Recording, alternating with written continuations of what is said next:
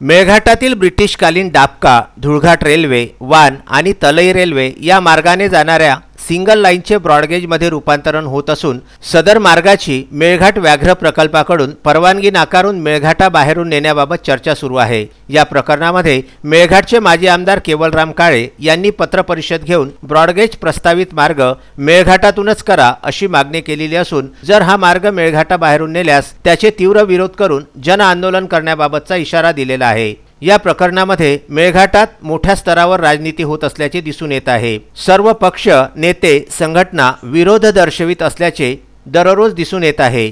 माजी आमदार केवलराम काळे, माजी आमदार प्रभुदास भिलावेकर, आमदार राजकुमार पटेल, खासदार नवनीत राणा, पालकमंत्री यशोमती ठाकूर यांनी एका मंचावरती येऊन सदर प्रकरणात एका सुरात मागणी केली तरच यामध्ये मेळघाटास न्याय मिळू शकतो अशी परिस्थिती आहे।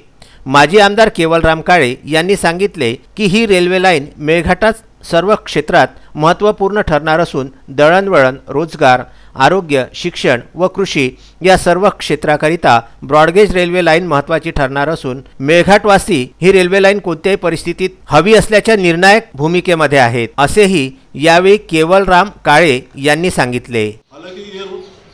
खंडवा अकोला जो रूट है, ये रूट मेळघाट वासियों के लिए है और उनका पूरा अधिकार है रूट पर। ये रूट जैसा था वैसे ही होना चाहिए, ऐसा मेरा मत है। इसलिए मैंने